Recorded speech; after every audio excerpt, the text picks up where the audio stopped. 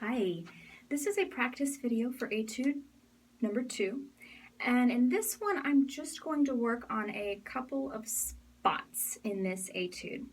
I'm going to start with the ones that are probably the trickiest for most people, and that's going to be the turns on the last line. The turns are the little doodly things that kind of go up and down and everything. Each of those turns is going to be 5 notes. It's going to have a starting note, which is the note right at the beginning of the turn, the note that's written. Then it goes up a step, and then it goes back to the starting note.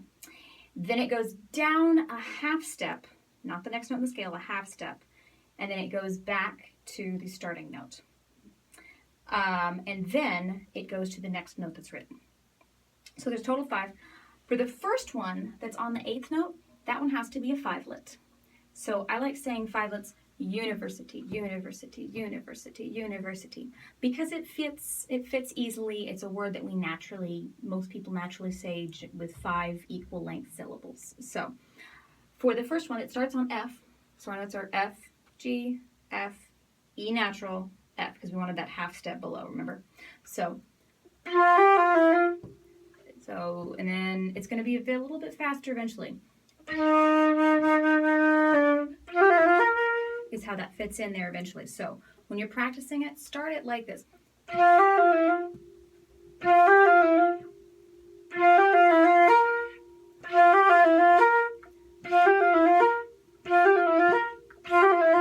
So repeating it a lot, it might take you longer to get to that tempo. That's fine. That's how that goes. It needs to feel very free and easy and not nearly as important as the most important part is that first F and then the B flat that you land on. Everything else is just sparkles. The last turn is a little bit different.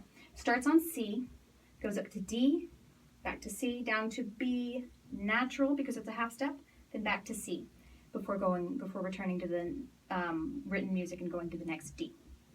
So this one, there's a couple of different options of how you could play it. I'm going to show you first how I'm going to initially teach it, and then the second way is the way I would actually play it. And then those are still not all the options. So the first way I'm going to teach it, using the first trill key right here for the D in this context, it's going to be da, da, ga, da, ga, da. You're going to do the C. This first trill key goes on the and you're going to go C, D, C, B, C, D, back to the normal fingering on that next D. So this is the measure 22 on beat 3.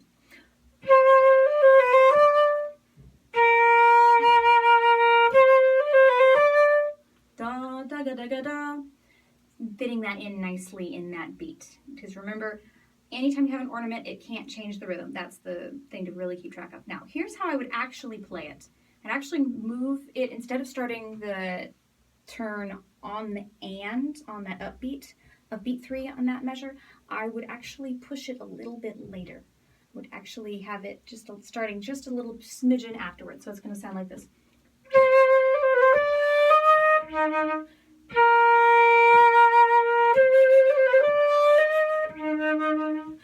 It actually ends up being the exact same tempo as that first 5-lit one.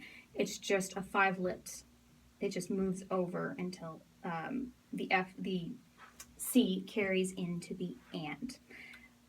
Get comfortable with the first way first, and then move it to that one.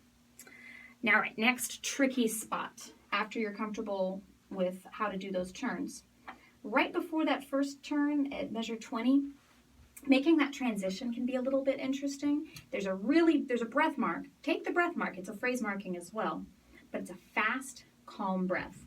So I like to add a breath in measure 18 after beat 3.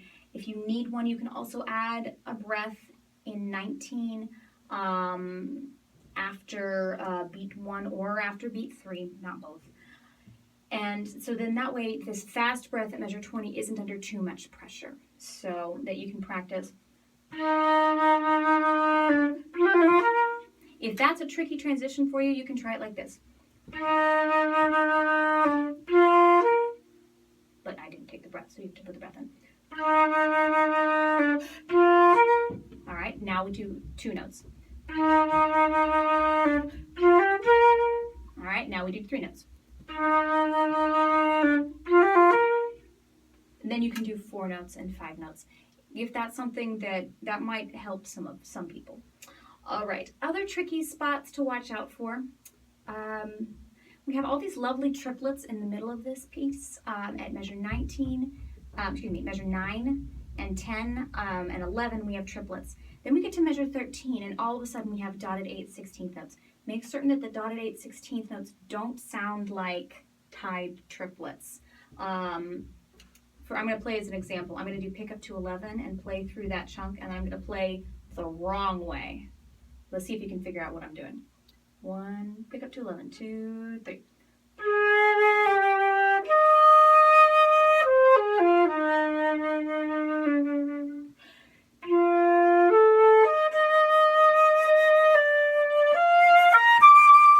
Did you hear that sounded like do, do, be do, do, do, be do? They were very triplety. So here's when you get to measure 13, while you're playing beat 1, you have to be thinking 1 E anda or 1 T teta, whatever works best for you. You have to be thinking those 16th note subdivisions on that beat so that you can play that correctly. So pick up to 12.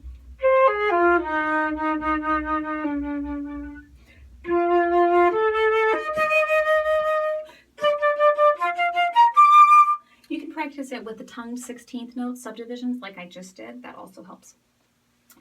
Other little tricky spots. Anytime you have a tie, if you struggle with ties, break the ties when you first practice them. In measure 9, it sounds like this.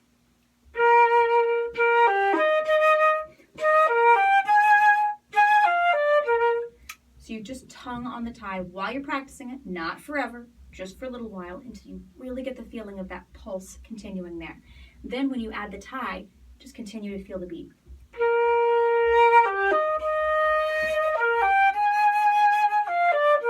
Maybe you have a little bit of movement at first. Eventually you take that extra bounce that I just put in, eventually you take that out. You don't want it to sound artificial. You just continue feeling that in your head, in your heart. Okay. Those are probably the top few tricky spots for this etude to keep on a lookout for. Hope you enjoyed and got something out of it.